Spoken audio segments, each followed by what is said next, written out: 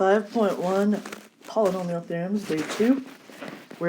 So if you remember last time we talked about three major rules. One was the fundamental theorem of algebra. And so just to review that real quick, what we did last time is the degree of the polynomial will tell us how many roots there are. So if you look at this one just on the screen, the degree is 3, which means that there are 3 roots. And don't forget, those roots could be complex, or they could be happening more than once, so that would be a multiplicity. But that's the fundamental theorem of algebra. And then we learned about the zero product property, and that just basically tells us that, sorry, wrong button. The zero product property basically tells us that when we have something multiplying and its product is 0, that one or all 3 of the, or all 4, or all 5, whatever amount of factors there are, each could be 0. So if you remember, we just set those equal to 0, and then we can solve and we can find the roots. So that was the, if you remember, the zero product property. And then we learned one more theorem, was the remainder theorem. And if you remember, the remainder theorem basically says if you have a potential solution or a potential root, you can plug it back in to all the x's, you can plug it back in to all the inputs, you can plug it into the variables. And so if you notice at the very bottom of the screen, I plugged in that 3, and what pops out is your remainder. That's why it's called the remainder theorem. So when you input a number,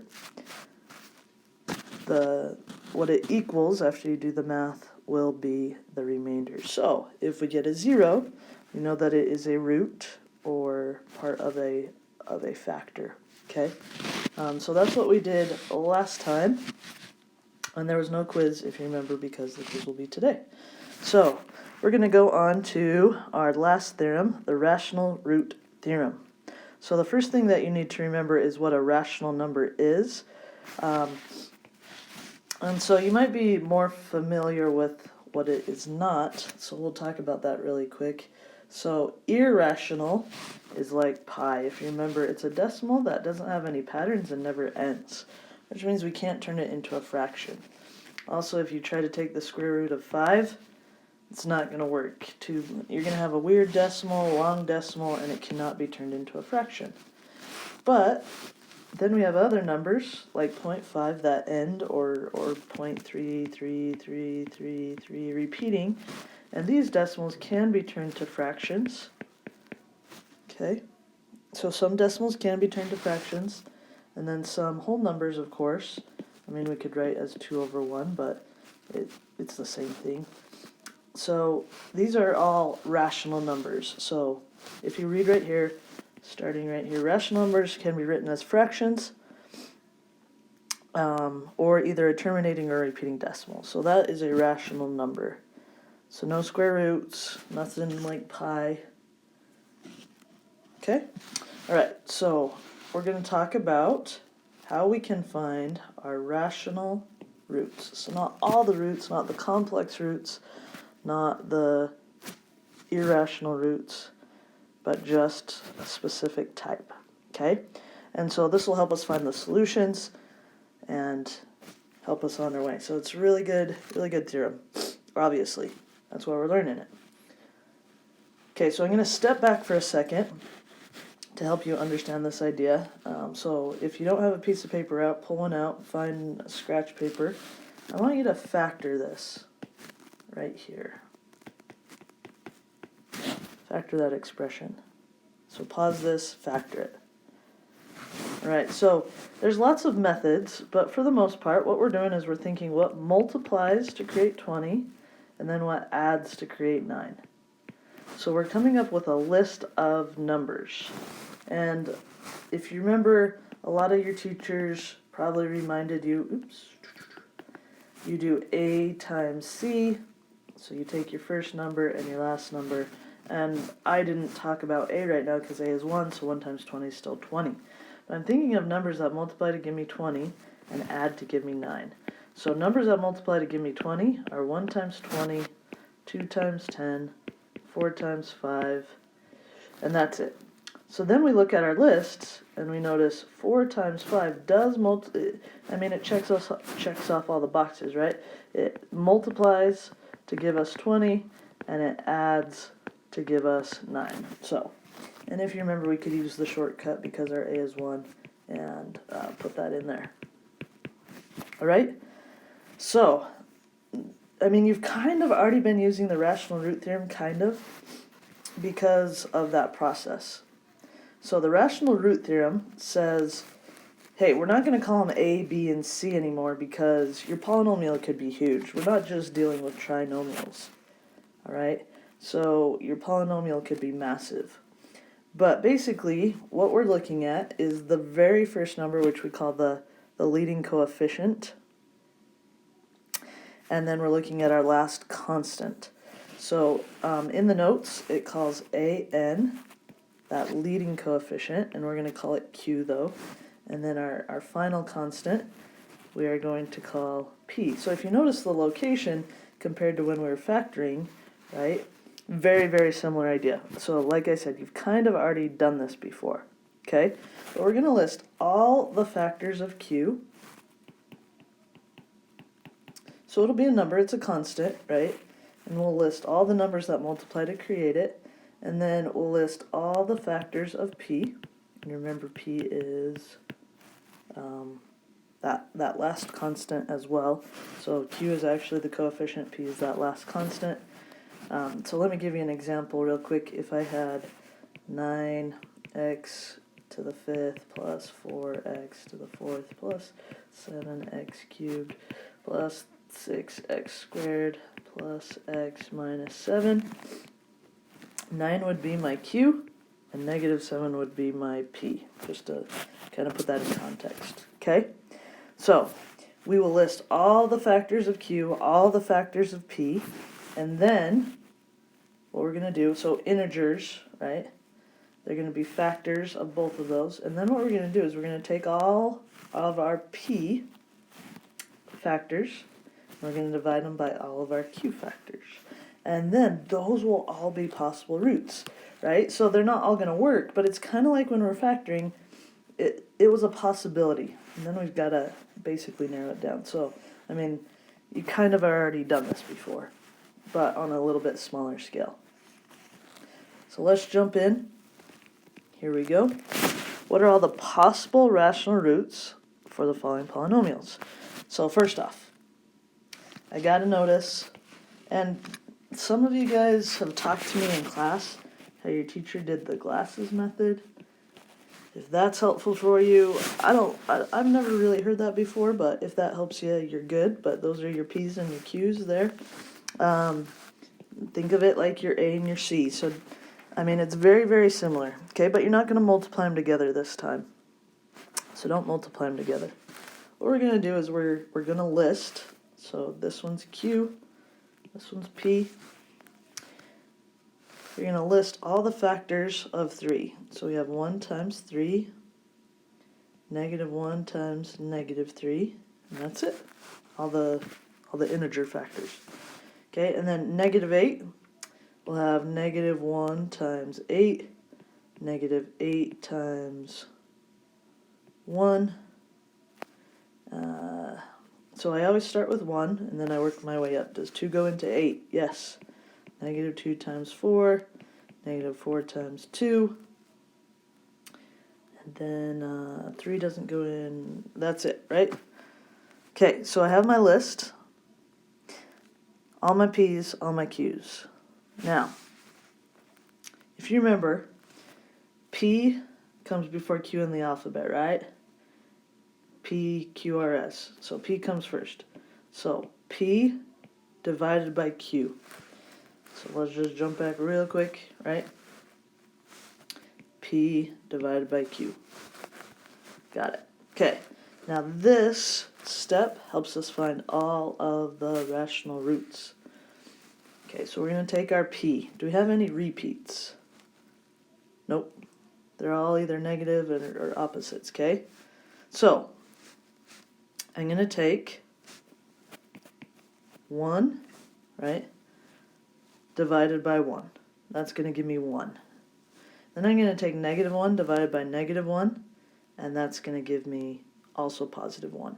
But I don't want to miss any, so something that I sometimes do is I do just write them all off and then cross off the ones that are repeats. So 1 divided by 1. Okay, so start with your p. Then 1 divided by negative 1 will give me negative 1.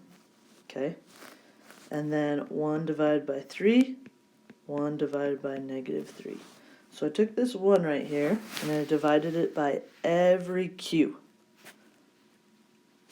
Okay? Alright, and then I kind of talked about how we could ignore the negative 1 because it'll be very similar, but I'm going to write them all out for this first example. Negative 1 divided by 1. Negative 1 divided by negative 1. So, I mean, those are repeats, right? Negative 1 divided by 3. Negative 1 divided by negative 3. Those happen to all repeat if you notice. The negative 1/3's there, the positive 1/3's there, the positive 1's there, positive 1's there. So, the power of this is I get to just erase it. You probably have it on your paper, and I'm running out of room, and I apologize for that. Alright, so I'm done with my negative 1. Okay, so like I said, you're going to notice some patterns with the negative 1's and 1's. You'll be able to speed it up as you go.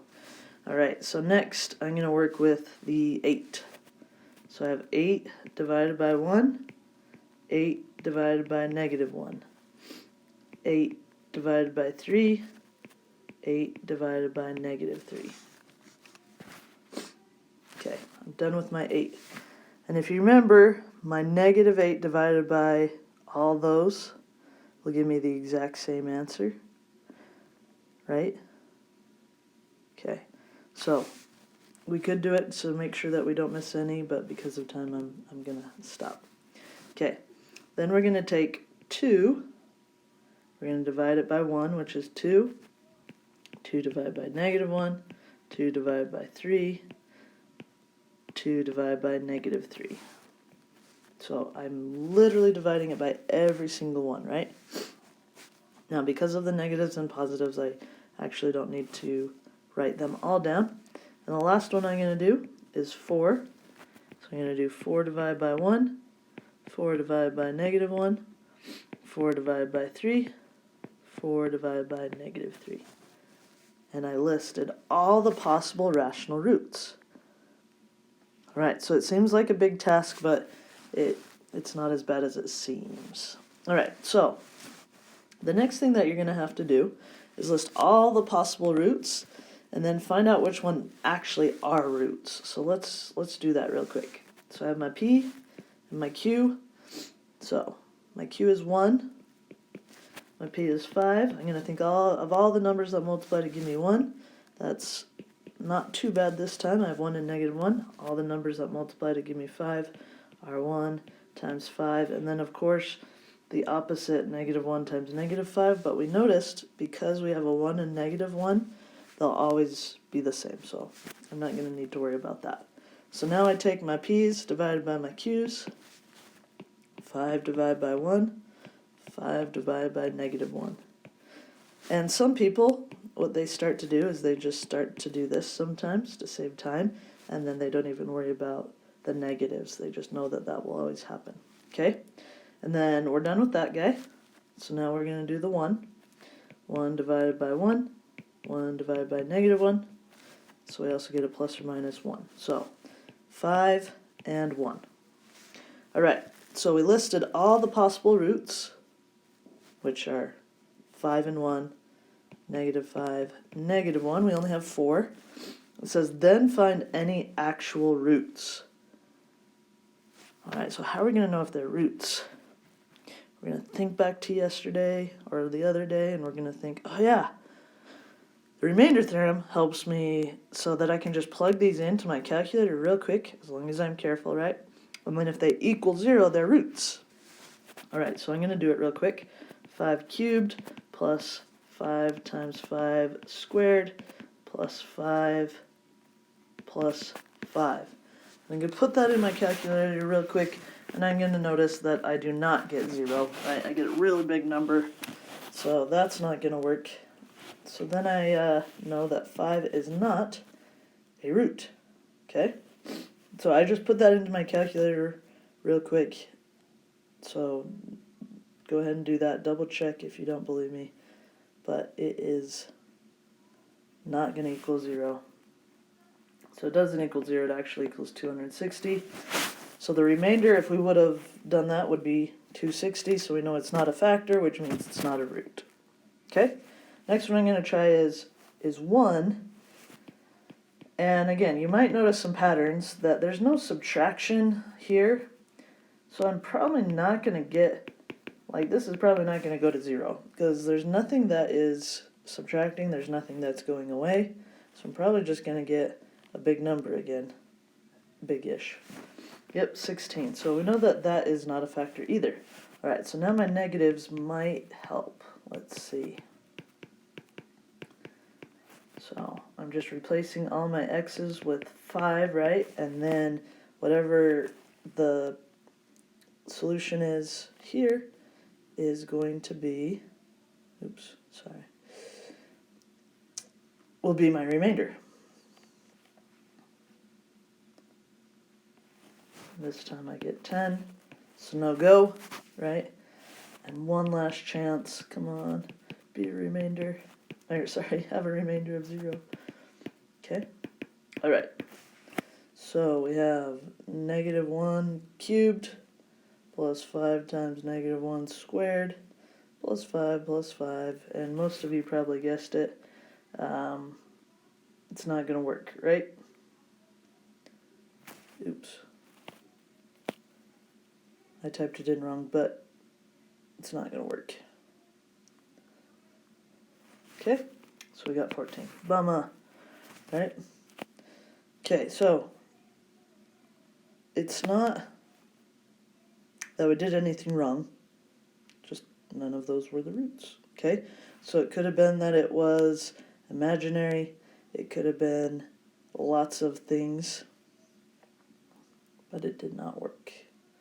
All right, so try the next one, B right there. Give that one a go, and then we will talk about it. So if you want to pause this and try that, list all the rational roots, and then use the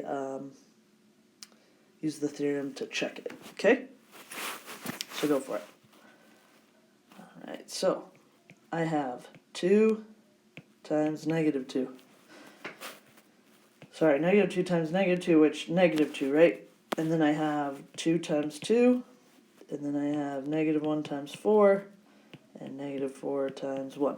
So basically, as far as my p goes, I have -2, 2, 4, -4, 1, -1, which remember, because these are all going to be negatives, the negatives kind of just work out nicely. So we have -1 times 1. Times 3, and -3 times 1, and that's it. So we're going to take our p's, divide them by our q's. I'm going to start with the 1's.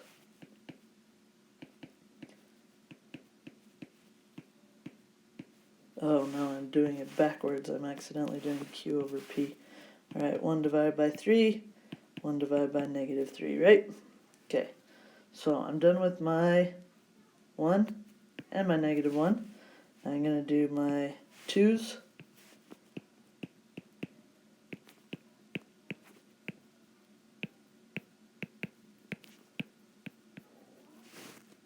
Done with my 2's. I'm going to do my 4's.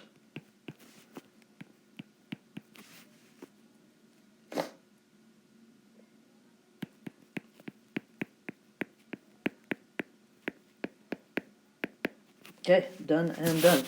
So I have -1, 1, 1/3, -1/3, -2, +2, -2/3, which remember we can just write as plus minus. I'm just writing them all out.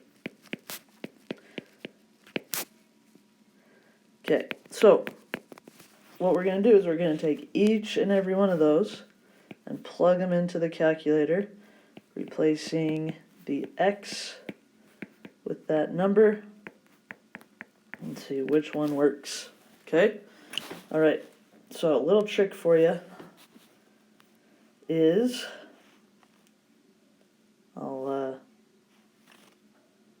let me write this down real quick, and then I'll show you the trick.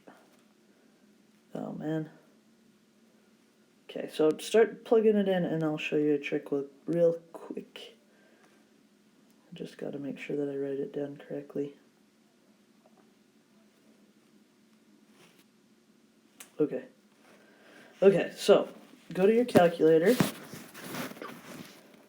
Here it is, the trick. I mean, it's not that exciting. So 3 times 1 to the 4th. Then I'm going to get out of my exponent spot, plus 2 times 1 to the 3rd, minus 9 times 1 squared, plus 4. Now you got to be careful with this trick whenever you, hey, 1 works, right? So we got a 0, so we know that 1's good. So 1's a root. It's a solution. Now, this trick, you just got to be careful and make sure that you are replacing every x. So 4 was a constant, but if there happened to be like just one plain x and you forgot to replace it, you're not going to get the right answer. So be careful. But let me show you. If you hit second, enter, it pops it up and you can go back and then you can just delete and insert the number that you need there. So I'm going to put a -1 there, or you can hit second, insert, put a negative there. Second, insert, put a negative there. Hit enter, not a root. Okay, so the calculator will help you speed that up. Again, you hit second, enter, and then you can go back and put, let's delete that, put a 4 there. Delete that, put a 4 there. Okay, all right. Yep, that one's not 1, right? So, a little calculator trick there. Okay, that's the rational root theorem. Good luck practicing that. Let me know if you have any questions.